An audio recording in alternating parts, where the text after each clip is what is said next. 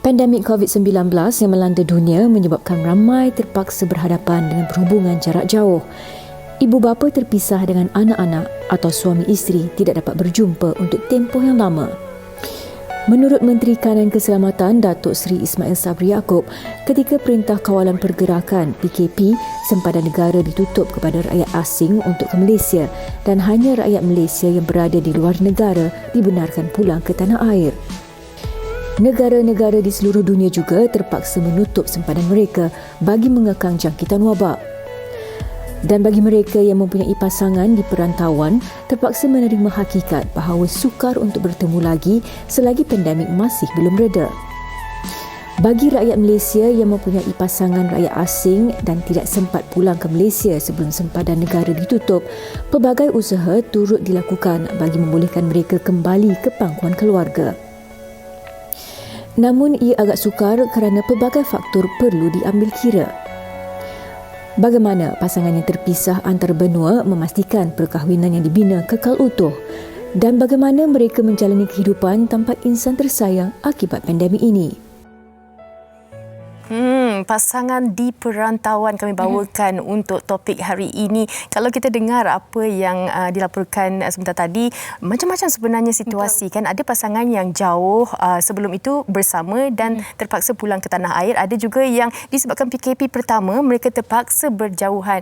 Dan inilah sebenarnya cabaran yang kita nak mereka kongsikan, bagaimana mengatasi perasaan mereka, psikologi dan juga kerinduan terutamanya, Yana. Betul, dan saya kira topik kita pada hari ini juga sedikit sebanyak secara tidak langsung dapat membantu kita untuk merasa lebih bersyukur kerana kita masih lagi dikurniakan ahli keluarga ataupun kenalan yang berada dekat dengan kita walaupun dalam tempoh PKP sebenarnya. Ada di antara mereka yang berada jauh, nak meluahkan perasaan tidak dapat secara fizikal, nak berjumpa apatah lagi. Jadi hari ini kami bawakan istimewa untuk anda semua penonton wanita hari ini, tetamu yang cukup istimewa dalam talian yang sudah pun terhubung sekarang ini.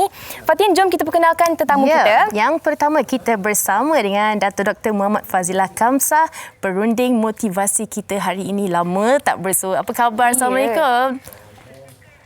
Assalamualaikum, Datuk Doktor. Datuk? Datuk tak? Unmute, Datuk. Okey. Baru dengar. Wah, ingatkan. Waalaikumsalam. Ingatkan Fahrin Ahmad tadi. Alamak. Lebih kurang. Sihat, Datuk? Alhamdulillah, the older version of Farin. Okey. Baik, terima kasih Datuk sudi bersama dengan kami. Alhamdulillah. Baik. Dan kita juga bersama dengan tetamu kita, Nur Syafiqah Muhammad Isa. Kalau boleh lambai-lambai sikit, kita nak tengok Syafiqah. Syafiqah di telefon. Okey, mungkin Syafiqah. Assalamualaikum. Hai Syafiqah. Hai, salam. Selamat Hari Raya. Selamat Hari Raya. Berada di mana tu Syafiqah? Saya dekat Senai, Johor, Miss. Oh, okey. Baik. Terima kasih kerana sudi bersama dengan kami. Dan seterusnya, Fatin, kita juga bersama dengan pasangan ini, iaitu Yazlindawati Yahaya dan juga suaminya Yunis Hassan Bey. Assalamualaikum. Kedua-duanya.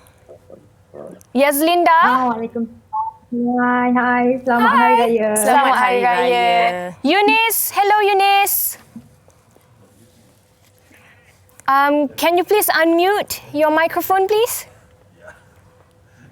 Assalamualaikum, everyone. Waalaikumsalam. Okay. And Yunis is live with us from Kashmir. Yeah, Kashmir, this is Yunis India. speaking from Kashmir, India. Okay. Indian occupied Kashmir. Okay. Alright. Okay, baik. Yana, kita nak mulakanlah kita punya topik hari ini. Kita nak tanya kepada Fahrin Ahmad kita tadi tu. Kita nak tanya kepada Datuk Dr. Muhammad Fazilah Kamsah terlebih dahulu berkenaan dengan pasangan jarak jauh. Ini bukan senang untuk kita nak atasi emosi dan juga bagaimana untuk kita nak kekalkan momentum pasangan ataupun peranan masing-masing tu. Mungkin mukadimahnya Datuk boleh kongsikan. Yalah, sebagai mukadimah, terima kasih Fatin dan Uyana. So, kita kena ingat satu hakikat lah ya. Selalu orang tutur pesan kat kita, kalau kita tak dapat apa yang kita hajati, kita kena bersyukur dengan apa yang kita dapati. Kata Uyana cakap itu pertama-tamanya. Kita kena bersyukur with what we have lah ya. So, yang keduanya kita ingat kena bahawa jangan tunggu bahagia baru bersyukur. Bersyukur dulu, insyaAllah kita akan dapat bahagia. Dan dalam konteks sekarang ni, walaupun berpisah dalam masa musim Syawal dan sebagainya, nasib baik bukan nasib baik lah. Kita pula ada satu comparison, perbandingan yang sangat berkesan, iaitu sahabat-sahabat kita, saudara kita di Palestin. Jadi penderitaan mereka lagi teruk daripada apa yang kita hadapi. Jadi bila kita tengok orang lain yang lebih susah, maka kita akan dapat lebih redha dengan apa yang kita hadapi sekarang, insyaAllah. Dan menarik sebenarnya apa yang Datuk Doktor katakan tadi, dan tak sabar sebenarnya nak tunggu Datuk Doktor kita ni kupas dengan lebih lanjut tentang topik kita. Tapi sebelum tu, elok kan Fatin kalau kita bertanya kepada Yazlin terlebih dahulu. Yazlin? Ya. Okey, Yazlin, mungkin boleh kongsikan usia perkahwinan sudah masuk 7 tahun, betul? Betul. Dan Yazlin bersama dengan suami iaitu Yunis memang berada jauh antara satu sama lain dari awal perkahwinan ataupun bagaimana? Mungkin boleh dikongsikan.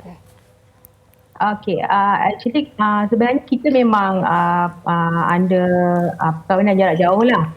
Long term, for almost 7 years now. Okey. Sebelum pandemik, kita memang actually every year 4 atau 5 kali kita akan berjumpa. I to Kashmir, my husband also datang kat Kashmir. So kita macam tak ada halangan lah, macam benda tu smooth lah, because husband pun ada own company kat sana. So that's why kita pergi je lah. But since pandemic, benda tu terus tersekat macam tu. So kita tak boleh nak balik. Saya pun tak boleh nak balik ke Kashmir, dan suami pun tak boleh nak datang sini. So benda tu sangat sedih lah.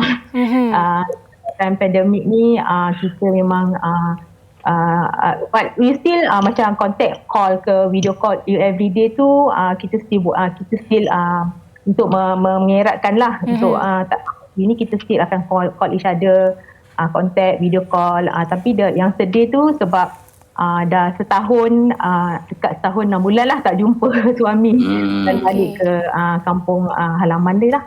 Jadi sekarang ni cuma bertemu di alam maya sahaja. Teknologi yang menghubungkan masing-masing. Okey, sebelum kita ke suami Yazlin, kita nak tanya dulu Syafiqah. Ceritanya berlainan sedikit. Kalau Yazlin dia mungkin 4 atau 5 kali setahun berjumpa dengan suami sebelum ini. Tapi Syafiqah memang dah lama agaknya berpisah ataupun berjauhan dengan suami. Mungkin boleh ceritakan sedikitlah perjalanan Syafiqah. Okey, sebenarnya macam ni. Saya start kahwin dengan suami pada 1 hari bulan 5 2019. Okey, baru lagi. Ya, baru lagi. Lepas tu dalam bulan 2 2020 tu dia decide nak balik Lebanon. Okey. And then dengan niat untuk visit saja dia punya parents. Tapi disebabkan masa tu tiba-tiba tak silap saya dalam bulan 3 kita dah start MCO, dah close border semua kan. So start daripada tu dia ada plan nak balik sini dalam awal bulan 3, tapi bila dah border dah close tu, dia terpaksa cancel plan dia untuk balik ke Malaysia balik. Okey. So bukan tu je, sebab dia turun ke Lebanon, dia kena transit dekat Saudi Arabia. Kalau tak transit kat Saudi Arabia pun dia boleh transit kat Qatar rasanya. Tapi disebabkan pun semua border close dekat semua negara, still so kita orang punya plan untuk dia balik sini pun dah tak boleh. Okey. Okey, kejap lagi kita akan bertanya kembali kepada Syafiqah bagaimana sebenarnya masih lagi nak mengekalkan perhubungan, rasa kasih, rasa cinta itu nak dihangatkan lagi. Tapi kita nak bertanya terlebih dahulu kepada Yunis. Okey, Yunis, boleh berbahasa Melayu? Yes. Hello. Yunis, can you hear me? Yes, I can hear. Okey, jadi kita akan bertanya Yunis dalam bahasa Inggeris lah sebab Yunis lebih selesa bercakap dalam bahasa Inggeris. Okay, Yunis, maybe you can share with our audience today. Okay, this pandemic, only God knows when it will end. But right now, you are separated from your wife. And it's been going on for so long already. But yeah, it's already... Yes, but how do you handle this situation? It must be the communication between two of you that keeps the relationship on fire. Maybe you would like to share with us. Yeah, it's very, I think I didn't see my wife, since almost 1.5 year. I think since 18 months. Okay. So it's very difficult to live with our wife like this in this pandemic, and everyday video calls, just see hi, hello on video calls, but cannot see each other. It's very difficult. True. To live like this. So I hope inshallah this pandemic will end soon and we'll see each other back.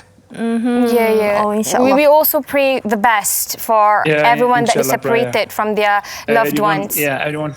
Okay. Everyone want to pray for the end this pandemic soon, inshallah. Inshallah. Everywhere is suffering. Even in India, situation is getting very worse. This pandemic. Every day people die. Very, very bad here. 5,000, 6,000 people die in India. Oh. So inshallah, we'll pray and get off this suffering soon, everyone. Yes, insyaAllah. Ameen. We also pray the best for the world to heal. Definitely. Everybody, everywhere. Okey, baik. Fatin, sebenarnya kita ada banyak lagi yang nak ditanyakan kepada penonton, kepada tetamu kita. Tetapi kita ada sedikit paparan yang nak dikongsikan bersama dengan anda semua tentang apa kata orang ramai tentang topik kita pada hari ini. Kita saksikan.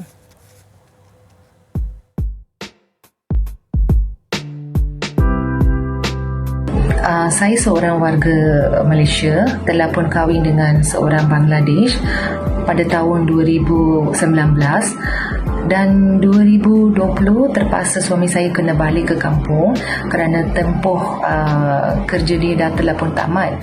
Walaupun kami ada dokumen yang kukuh, disebabkan pandemik ini terpaksalah dia kena tahan dia punya kemasukan yang masuk ke sini sebab dia pun salah satu daripada band country kan.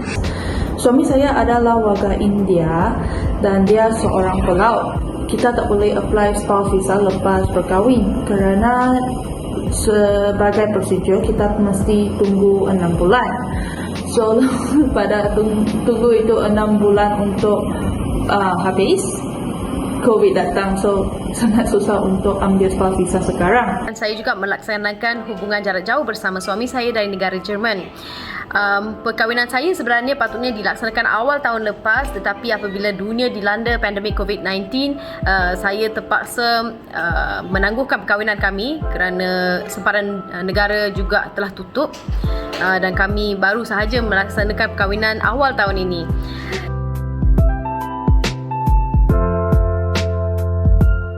Kos kuarantin. Kami rasa kos kuarantin ni agak tinggi. Kami terpaksalah menangguhkan proses untuk nak masuk dia balik lah. Tapi telah pun apply My Travel Pass beberapa kali dah reject. Tetapi untuk visa, because MTP saya boleh apply, tetapi visa untuk suami saya pun macam confused lah dalam prosedur. I tak tahu macam mana nak apply visa. So saya harap that kerajaan akan bagi something clear dan lebih senang untuk pelaut yang foreigner tetapi spouse yang Malaysian. Pendekatan pelaksanaan tempoh kuarantin yang mungkin boleh diteliti dan diubah suai tempoh kuarantin untuk pasangan yang telah mendapat dos vaksin sepenuhnya untuk dos vaksin COVID-19 yang sepenuhnya untuk mempermudahkan pasangan yang lama terpisah. Rata-rata setuju dan boleh menangani perasaan mereka apabila pasangan jarak jauh, tapi ada beberapa orang kata permasalahan yang mereka harapkan dapat dibantu untuk memudahkan mereka berjumpa dengan pasangan. Saya setuju sebenarnya yang terakhir sekali itu, tempoh kuarantin itu. Sekiranya kalau cuti mereka hanyalah beberapa minggu, diperlukan kuarantin selama 21 hari, tinggal berapa Diana nak jumpa dan juga nak balik kena kuarantin semula. Dan berkait rapat juga dengan kos tadi. Ya.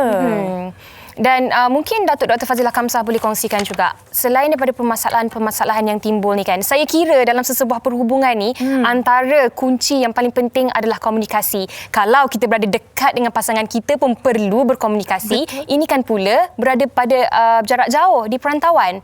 Jadi Datuk Dr. Fazilah Kamsah mungkin boleh dikongsikan juga, komunikasi ini sangat-sangat penting terutamanya dalam perhubungan jarak jauh di perantauan.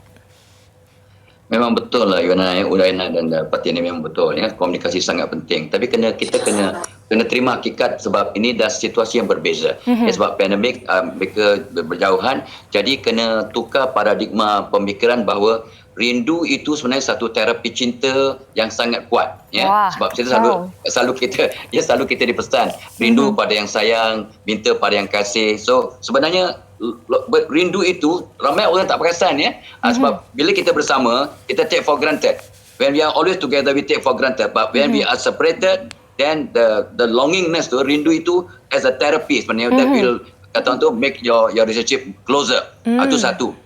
Yang keduanya, bila kita bersama, kita selalu berinteraksi secara ad hoc. Tak ada sistem, tak ada planning, tak perlu sebab dah bersama.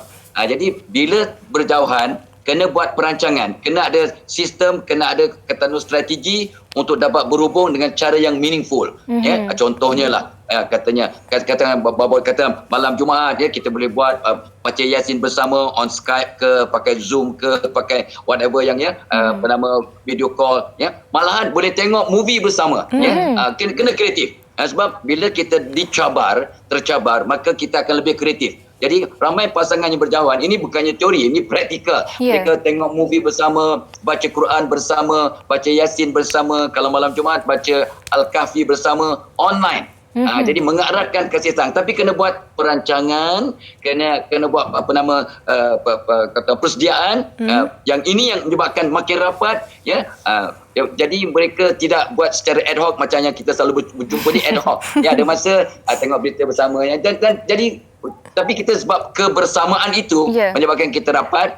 Jadi untuk yang berjauhan kena buat sistem, buat planning, buat jadual ya, dan kena ada pengisian yang cantik supaya konsisten, bukan ad hoc. Dalam berjauhan masih ad hoc, ini yang kadang-kadang makin lama makin pudar ataupun mudah sentap, mudah rajuk, mudah kecil hati, mudah salah sangka dan sebagainya. Okey, maksudnya kena lahirkan orang kata momen-momen baru untuk pasangan yang jarak jauh. Bukan jarak jauh je sebenarnya, yang dekat pun kena juga. Ini patut diambil orang kata contohlah untuk melahirkan lagi rasa cinta dan rindu itu. Effort kena lebih sikit lah. Lepas tu kalau kita nak tanya juga kepada Syafiqah sendiri, apa yang dikongsikan oleh Datuk Fazliyah Kamsah, ada tak yang mungkin berkaitan dengan Syafiqah, bagaimana sebenarnya aktiviti-aktiviti untuk merapatkan lagi orang kata pasangan suami isteri walaupun jauh tapi sebenarnya dekat? Syafiqah? Ya. Mas Syafiqah boleh dengar soalan tadi? Boleh. Okey, silakan Syafiqah. Okey, to be honest, macam saya bila dah jauh dengan suami, saya selalu keep video call lah dengan dia. Macam hampir setiap hari sebelum tidur tu selalu video call dengan dia. Just tanyalah macam apa yang dia buat setiap hari, apa dia punya aktiviti, tanya khabar semua. Lepas tu dah video call tu, okay, yes, memang betul. Komunikasi tu sangat penting kalau perhubungan jarak jauh. Dan satu lagi benda, trust. Kepercayaan antara diri masing-masing. Kalau kita dah timbul rasa curiga tu, memang susahlah kalau kita nak kekalkan hubungan suami isteri tu. Okey, kalau kita macam kepercayaan tu sebenarnya kita nak tanya juga Datuk Fazliyah Kamsah sekejap saja lagi. Betul. Tapi sebelum itu, macam mana pula dengan Yazlin? Ada tak pernah kadang-kadang merajuk ke, kadang-kadang marah ke? Macam mana kita nak, kalau dekat kita bolehlah macam nak jeling-jeling ke apa kan? Tapi kalau jauh kalau merajuk kita jeling Kalau jauh ni macam mana? Selain daripada orang kata nak kawal emosi tu. Merajuk tu selalu. Sebab kita nak bermanja dekat tak boleh kan. Bila berjauh tu merajuk tu macam salah satu macam actually nak bermanja lah. Sebenarnya merajuk itu pujuk kan. So bila tapi itulah macam cakap sebelum ni, trust tu lah macam bila dah berjauh tu terlalu lama, kadang-kadang dia macam goyang sikit lah terasa. Tapi itulah kalau kita tak trust, mungkin kita nak teruskan hubungan ni kan. Sebab tu. Okey, maksudnya kalau goyah tadi apa yang dikongsikan Yazlin tu, macam mana agaknya Yazlin menggunakan dari segi kata-kata ataupun tindakan untuk kita sentiasa berprasangka baik dengan pasangan kita? Mungkin boleh kongsikan secara ringkas sebelum kita ke Datuk Fazliyah Kamsah. Yazlin? Oh, okay, sorry.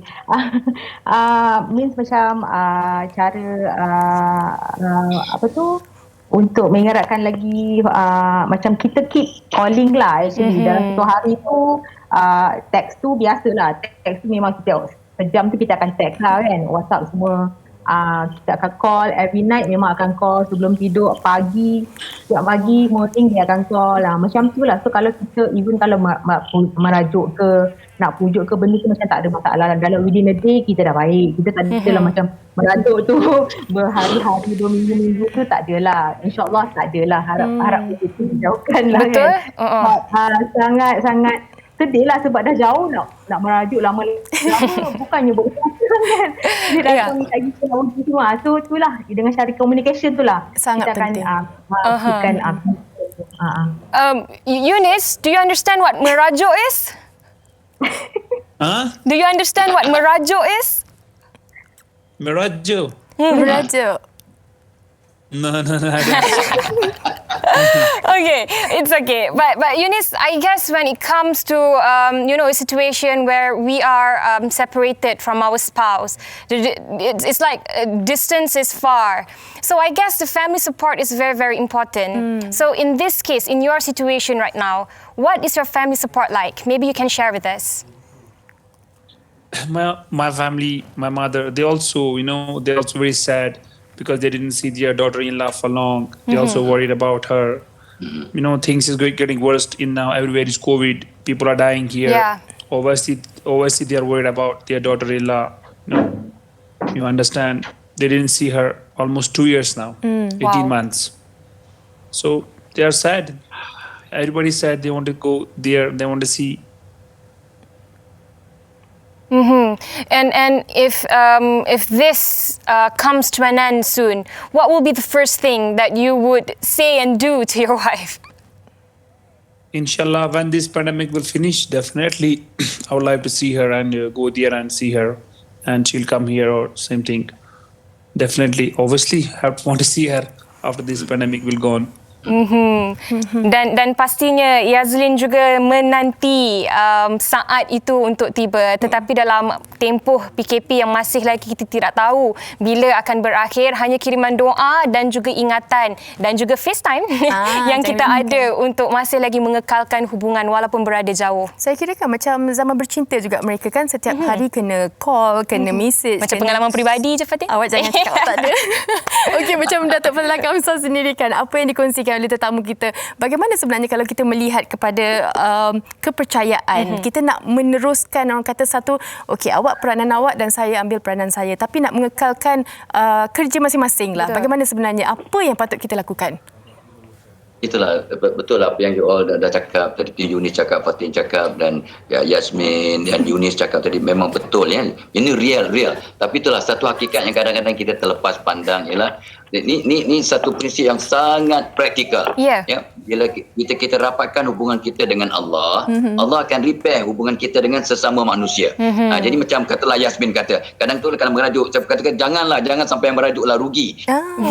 Ya, sebab so, angkat tangan terus, ya Allah, terus berdoa, ya, rapatkan diri, ya, sebab ada satu doa yang sangat cantik yang Nabi ajar bila kita dalam keadaan kesusahan atau berpisah, ya. Allah cuba Google doa ketika ditimpa musibah, baca doa itu untuk menenangkan fikiran. Itu satu. Ya, sentiasa bila kita rapatkan ingatan, dan bila kita sedih je, nak merajuk je, Yasmin ke Eunice ke, angkat tangan terus berdoa. Ya, maka doa orang yang dalam emotion dan diuji itu dengan berpisah, dengan rindu itu makbul, insya-Allah. Itu satu. Ya, yang keduanya itulah dia. Bila kita terlampau fokus, macam Yasmin kata, dia kadang rajuk pada Eunice, ya, sebab nak manja-manja. Kalau kita terlampau fokus pada pasangan, kita mudah rajuk, mudah sentap dan sebagainya. Tetapi itu sebabnya dalam masa kita berjauhan ni, rapatkan juga hubungan dengan the support system yang sangat penting. Bak kata Fatin dan juga Uyana tadi, support system family satu. Yang keduanya BFF kena bantu, utamanya tolong cari geng yang sama-sama dalam boat yang sama lah. Ada pasangan yang berjauhan, tidak mestinya luar negara, dalam negara tapi masih berjauhan. Cari geng-geng ini, jadi dapat compare, dapat kata tolong menyolong, ya, menguatkan, ya. So this is support system sangat-sangat penting. Jadi sebab kalau kita fokus pada pasangan saja dan berikan tumpuan pada mereka, fikir tentang mereka saja, itu yang kadang kecil hati, ya. Dan tolong, ya, di samping, sebab saya yakin macam Yasmin dengan Eunice ada time gap. Ya, ada time gap. Kalau India mungkin 4 jam kot. Apa tak sampai? 2 jam, 3 jam? 2 jam. 2 jam, not too bad. 2 jam. Jadi itu sebabnya kena buat planning. Itu kena, jangan sekadar FaceTime, jangan sekadar video call, itu penting every day. Tetapi itulah main game bersama. Ya, yes. Tengok movie bersama, tengok cerita Hindustan bersama, tengok cerita Man bersama, ya. Bersama online. Nangis bersama tengok movie. Wow. That is possible. Justru macam kata tadi, kena buat perancangan sikit dan buat effort. I tahu dia yang sibuk, tapi untuk mengekalkan ni kena ada usaha sikit, kena bersusah payah sikit untuk lebih cantik, lebih hebat, dan jangan rajuk-rajuk lah. InsyaAllah. Nampaknya doktor kita pun memang peminat cerita Bollywood sebenarnya. Betul lah. Okey. Macam Syafiqah sendiri, ada tak nasihat untuk penonton wanita hari ini, bagaimana agaknya mereka yang mengalami sama situasi macam Syafiqah untuk kekal kuat, kekal untuk terus percaya dengan pasangan dan juga saling sayang menyayangi? Nasihat tu macam mana saya nak cakap, kena sentiasa kuat lah. Sebab once you kahwin dengan foreigner, benda macam ni memang high risk lah untuk hubungan you all. So bila macam I dah decide nak kahwin dengan foreigner, so memang bersedia. Saya memang dah sedia hadap benda ni. Sebab benda ni memang common, dah selalu jadi kan. Asam garamnya ya. Ya, kawan saya pun ramai yang kat KL tu yang kahwin dengan foreigner, dia pun ada nasihatkan saya macam ni. So saya rasa saya dah adapt kot, lagipun dah lama kan tak jumpa. So macam tak ada masalah lah. Cuma boleh tak kita nak cakap sikit pasal yang cost quarantine tu? Boleh seringkasnya. Sebab kita pun masa dah tak berapa nak cukup ni Syafiqah, minta maaf sangat-sangat. Tak apa. Untuk yang cost quarantine tu, kepada Jabatan Immigration Malaysia, kalau boleh saya ramai ada kawan yang senasib dengan saya. So saya mohon buatlah rangka lagi satu law yang yang baru untuk longgarkan sikit kemasukan pasangan warga negara asing yang ada kat luar Malaysia tu due to MCO ni. Sebab diorang dah lama berpisah secara jauh, so bagilah diorang reunite dengan family diorang masing-masing. And then regarding the quarantine cost tu pun bagi I, kita ada quarantine dalam 14 hari. So 14 hari kali 150 dah 2,100 macam tu. Lepas tu ada 2,600 tu administration fee untuk quarantine punya cost. And then flight ticket lagi, and then benda tu almost 8K kita akan spend. So benda tu akan pricey bagi yang ada masalah keuangan. Benda ni akan efek besar pada dia orang. Baik.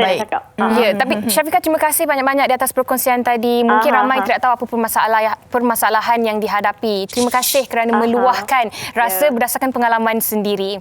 Baik, seterusnya kita nak bertanya kepada Yazlin sendiri. Mungkin ada ucapan ataupun sesuatu yang nak disampaikan kepada pasangan yang nun berada jauh di Kashmir. Mungkin boleh gunakan ruang dan waktu ini walaupun dalam keadaan yang singkat sedikit, tetapi mungkin ada sesuatu yang nak disampaikan. Silakan. Just a few words to my husband. Stay safe, stay healthy. Thank you. Just pray hard to meet each other soon. Even in pandemic also, maybe there's a chance for us to meet. So we just pray hard for that. Inshallah. Inshallah. All right. And we understand that Eunice also must pray the same for Yazlin, right? Inshallah, definitely. Definitely for everyone, inshallah. Yes. Stay safe, everybody. Stay safe, stay healthy, and Okay. Dan Datuk, terakhir dari Datuk, ada sesuatu yang nak dikongsikan juga berkenaan dengan seminar jika saya tidak salah? Silakan Datuk. Okey, mungkin berkaitan juga kita akan buat seminar pada bulan Jun nanti ialah bagaimana nak memperkasa kata untuk integriti. Ya, itu sebab berkaitan dengan kasihnya, integritinya, kejujurannya, integriti secara magical. Bersempena dengan bulan Jun, so kita akan buat ni memang special dengan dan dalam keadaan pandemik ni memang integriti sangat-sangat penting. So kita ada nombor tu, insya-Allah kita akan buat pada bulan Jun insya-Allah. Insya-Allah. Baik. Terima kasih kepada semua tetamu kita hari ini, Yana, Datuk Dr. Muhammad Fazlul Khamsah, Nur Syafiqah Muhammad Isa, Yazlin Dawati Yahya dan Eunice Hassan Bey kerana bersama kita dengan topik pasangan di perantau ini. Terima kasih banyak-banyak. Jaga diri. Dan kita juga mengharapkan agar pandemik ini segera berakhir supaya bukan sahaja mereka yang berada jauh di perantauan dapat bersama kembali dengan pasangan dan keluarga, tetapi kita semua dapat menikmati dunia seperti sedia kala dari segi ekonomi, dari segi pergerakan kita dan macam-macam lagi. Dan kami nak berhenti rehat seketika, selepas ini macam-macam lagi nak kami kongsikan. Jangan ke mana-mana. Wanita hari ini.